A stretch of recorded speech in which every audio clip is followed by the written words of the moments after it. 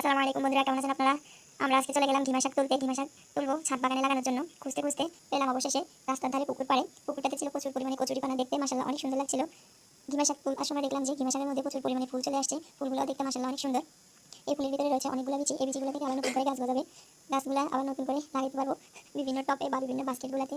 দেখলাম যে একটা মিষ্টি গাছও ছিল। মিষ্টি গাছগুলো ঔষধি গাছ। এগুলোর পাতা রসগুলো খেতে পারলে প্রচুর পরিমাণে স্বাস্থ্যের জন্য উপকার। ঘিমা শাকগুলো শরীরের জন্য প্রচুর পরিমাণে উপকার। পাশে দেখলাম রিবুজি লতা। আমাদের এলাকায় এগুলোকে রিবুজি লতা বলে, কার এলাকায় কি বলে জানি না। আমরা ছাদ বাগানে চলে আসলাম ঘিমা শাকগুলোকে লাগানোর জন্য। প্রথমে মাটিগুলোকে জোড়া করে নিলাম, পরে ঘিমা শাকগুলোকে আমরা লাগিয়ে দিলাম।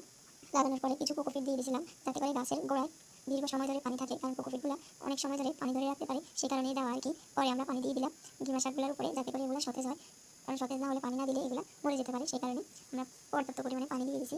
আমরা ছাদ বাগানে কিছু কচু গাছ লাগাইছি, বন্যা কচু। এই কচুগুলো লতি ফুল সবই খাওয়া যায়, কচুর কাণ্ডগুলোও খাওয়া যায়। আমরা ছাদে বেগুন গাছ লাগিয়ে দিয়েছিলাম। বেগুন গাছে দেখতেছি ফুল আসছে, কিছু বেগুনও ধরছে। বেগুনগুলো ছিল সাদা বেগুন। এই বেগুনগুলো খেতেও মাশাআল্লাহ অনেক ভালো। আমরা বেগুনগুলোকে যে কোনো গাছ, ছোটো বড়ো যে কোনো বাস্কেট বা টবে আপনারা লাগিয়ে দিতে পারেন।